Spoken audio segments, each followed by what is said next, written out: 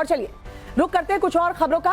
बात इंडिया गठबंधन की। इंडिया गठबंधन की बैठक में आज सीट बंटवारे का फॉर्मूला तय नहीं हो पाया। विपक्ष के 12 दलों के दिग्गज नेता नई दिल्ली में शरद पवार के घर पर इकट्ठा हुए थे। यहां लंबी मीटिंग चली, लेकिन यह तय नहीं हो पाया कि कब तक सीट शेयरिंग का काम जो है वो पूरा हो जाएगा। बैठक के आखिर में सिर्फ इतना कहा गया कि सभी घटक दल जल्द से जल्द इस पर बातचीत शुरू करने वाले हैं। आज हम आपको बताएंगे कि विपक्षी दलों में सीट बंटवारे पर क्यों आखिरकार पेच फंस रहा है, बात कितने राज्यों में हो रही है और कहां बात जो है वो अटक रही है। ये रिपोर्ट देखिए।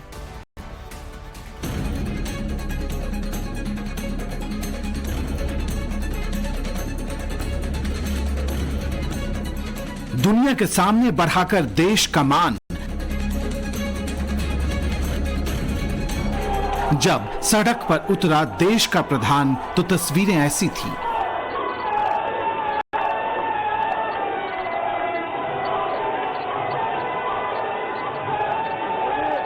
तस्वीरें दिल्ली की हैं। फूल और पंखुड़ियों से पटी सड़कों पर कार्यकर्ताओं का सैलाब है। आज भी एक नीति, एक चेहरा नरेंद्र दामोदर दास मोदी के नीचे संगठित पूरी बीजेपी है। पन्ना प्रमुख से लेकर पार्टी प्रमुख तक सबूत आपके सामने है। ऐसे मौकों की तस्वीरें हर बार अद्भुत होती हैं, अविस्मरणीय होती हैं, अलौकिक होती हैं। हर बार भले दस्तूर जश्न अलग अलग हो, इस बार G20 में देश का परचम लहराने का दस्तूर था।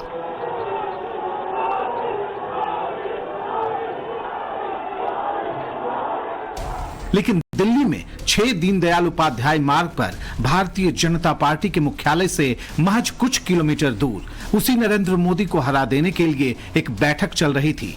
शाम से शरद पवार के घर पर मीटिंग हो रही थी।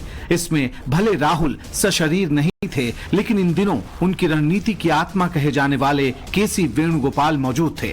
मोदी विरोधी गुट के चाणक्य शरद पवार थे। दक्षिण में इंडिया के नए सारथी, द्रविड़ पॉलिटिक्स की धुरी माने जाने वाले TR बालू थे। केजरीवाल भले नहीं थे, लेकिन उनके रणनीतिकार राघव चड्ढा मौजूद थे। लालू यादव नहीं थे, उनके सुपुत्र तेजस्वी आए थे। लेफ्ट के नेता थे, शिवसेना उद्धव गुट के नेता संजय राउत भी थे।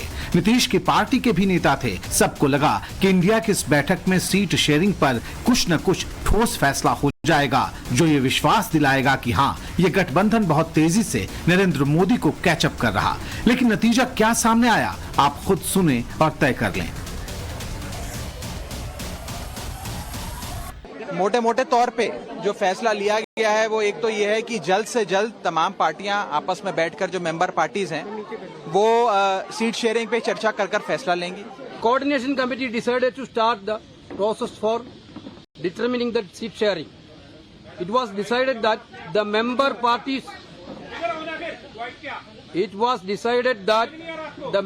parties will hold the talks and decide at the earliest. अभी तक तो डिफरेंसेस की कोई बात अलायंस में आई नहीं है। 3 बैठकें हो चुकी हैं। आज कोऑर्डिनेशन कमेटी की बैठक थी। डिफरेंसेस आपको कहीं दिख रहे हो तो दिख रहे हो, मुझे तो यहाँ कोई डिफरेंसेस दिखे नहीं है अभी तक। जहां आज बैठक हुई वहां से पल पल की जानकारी हम ले रहे थे, नेताओं से बात कर रहे थे और सूत्रों से भी जानकारी लेने की कोशिश कर रहे थे। आज की मीटिंग से सबसे बड़ी बात यही निकलकर सामने आई कि अगली तारीख पर फिर मीटिंग होगी और फिर से मुलाकात होगी। आज की पूरी मीटिंग में सबसे बड़ी बात यह निकली कि अगली तारीख पर मिलेंगे। जबकि एजेंडा क्या था, अब वो समझिए। सीट शेयरिंग का फॉर्मूला तय करना, स्टीयरिंग कमेटी के मसले पर आगे बढ़ना, कोऑर्डिनेशन कमेटी के स्वरूप और संगठन पर आगे बढ़ना, कॉमन मिनिमम प्रोग्राम के ड्राफ्ट पर आगे बढ़ना। लेकिन पहले भी बताया और फिर बता रहे हैं कि कायदे से एक ही बात पर सहमति बनी, अक्टूबर में भोपाल में साझा रैली करेंगे। एक public rally, joint public rally Bhopal में करने का फैसला लिया गया है, जो अक्टूबर के पहले हफ्ते में होगी। और मुख्य तौर पर जो मुद्दे इस रैली में हाईलाइट किए जाएंगे वो रहेंगे बेरोजगारी, भ्रष्टाचार और महंगाई।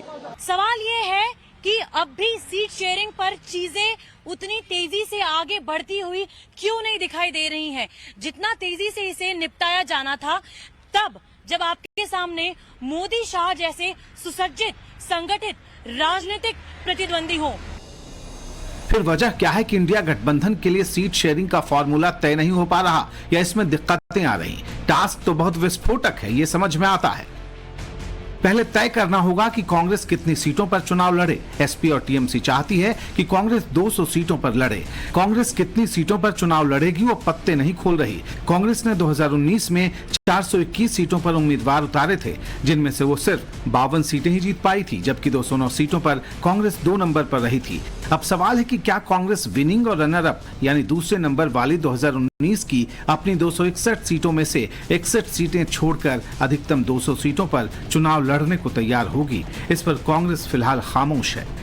लेकिन कई राज्यों में कांग्रेस पार्टी से आर पार का रिश्ता रखने वाले इंडिया के घटक दल इस मुद्दे पर किसी भी प्रकार के समझौते को तैयार नहीं है।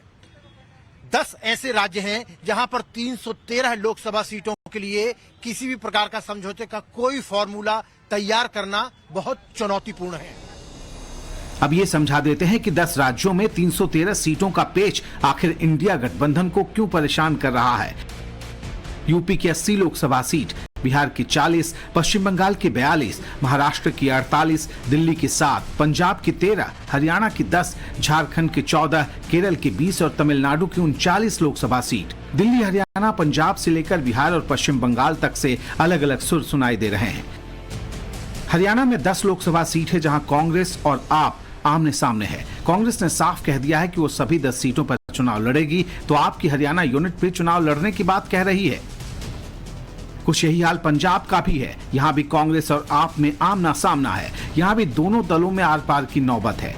सीएम भगवंत मान ने कह दिया है कि इंडिया का मतलब कांग्रेस की सरपरस्ती नहीं, ये गलतफहमी है। आपका राज्य की सभी 13 सीटों पर लड़ने का दावा है, तो कांग्रेस के पंजाब के नेता आम आदमी पार्टी के इस दावे पर सीधा कह रहे हैं कि वो भी मुकाबले में दिखेंगे। सो असी इकल्लियां लड़न भी जानते हैं, इकल्लियां जितन भी जानते हैं, सरकारां बनाउण भी जानते हैं ते सरकारां चलाउण भी जानते हैं।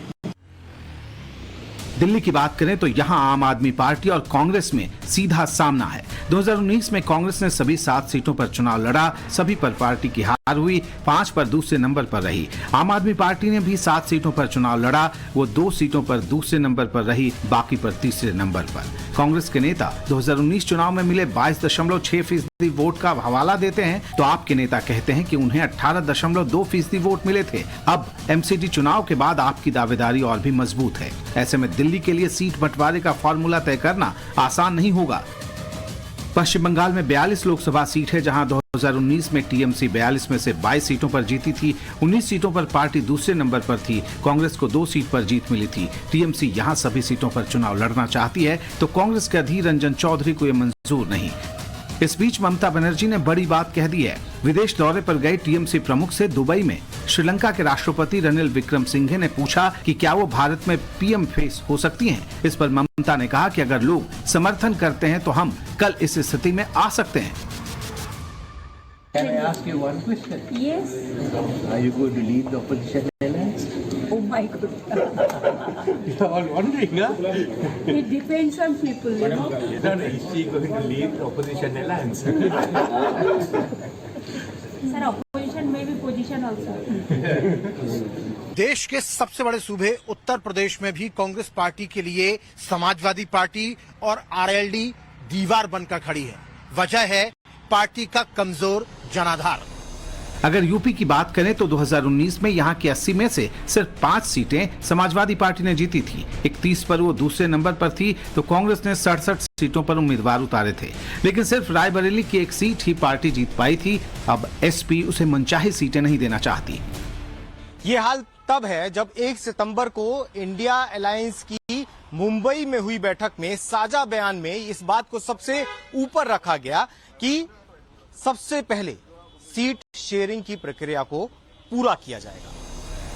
बिहार की बात करें तो यहां की 40 में से 17 सीटों पर 2019 में जेडीयू ने उम्मीदवार उतारे और 16 सीटों पर जीत हासिल की थी। पार्टी 1 सीट पर दूसरे नंबर पर थी। जेडीयू का अब इन सभी सीटों पर दावा है। आरजेडी 2019 में 1 भी सीट नहीं जीती। आरजेडी ने 19 सीटों पर चुनाव लड़ा, इसमें से वो 18 पर नंबर 2 पर थी। इन सभी सीटों पर उसका भी दावा है, तो कांग्रेस के नेता 10 सीटों पर दावेदारी ठोक रहे। राज्य में वाम दल भी 4 से 5 सीटें चाहते हैं। अब जेडीयू नेता ललन सिंह की तरफ से नीतीश को पीएम पद के कद के लायक बताना भी कम बड़ा इशारा नहीं।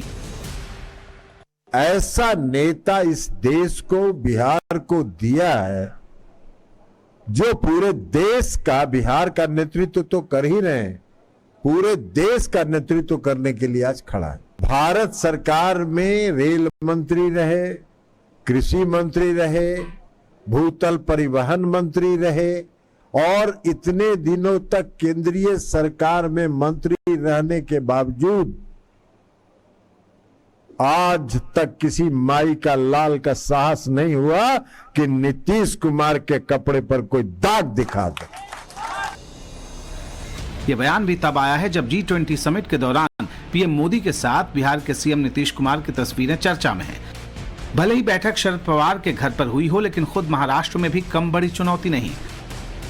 2019 में कांग्रेस और तब अविभाजित एनसीपी ने 7 चुनाव लड़ा था। कांग्रेस ने 25 सीटों पर प्रत्याशी उतारे, 1 पर उसकी जीत हुई, 21 पर वो दूसरे नंबर पर रही। एनसीपी ने 19 पर चुनाव लड़ा, 4 सीटें जीती थी और 15 पर दूसरे नंबर पर। वहीं पिछली बार अविभाजित शिवसेना ने 23 सीटों पर उम्मीदवार उतारे थे और 18 सीटें जीती थी, 5 पर वो दूसरे नंबर पर थी। ऐसे में शिवसेना का भी बराबर का दावा है। सवाल है कि क्या कांग्रेस अपने बराबर की सीटें इन दोनों दलों को देगी? ब्यूरो रिपोर्ट, टाइम्स नाउ नव भारत।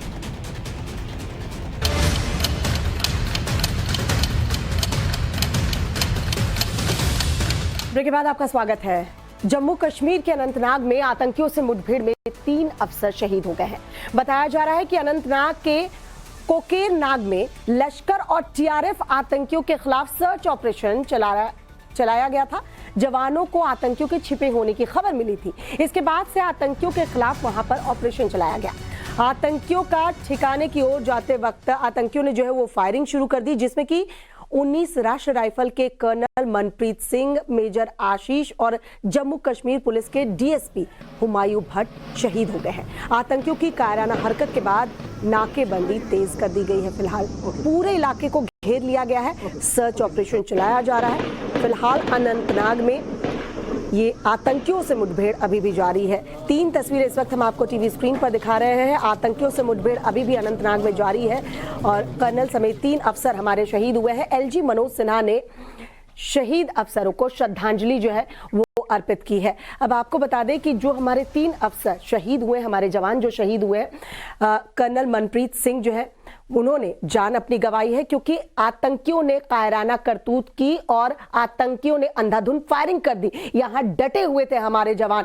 हुमायूं भट्ट जो कि जम्मू कश्मीर पुलिस में डीएसपी है और आशीष जो कि मेजर है, इन 3 जवानों ने जो है अपनी जान गंवा दी, लेकिन ये वहां पर डटे रहे। लेकिन देखिए किस तरीके से अभी भी अनंतनाग में जो है वो मुठभेड़ जारी है।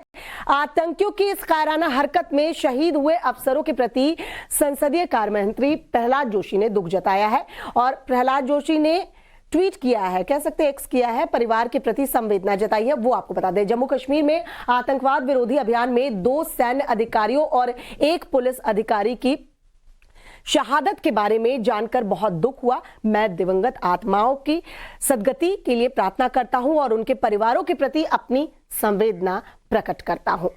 खबरें आगे भी जारी हैं, एक छोटे से ब्रेक के लिए रुक रहे हैं, जल्द हाजिर होते, देखते रहिए टाइम्स नाउ नव भारत।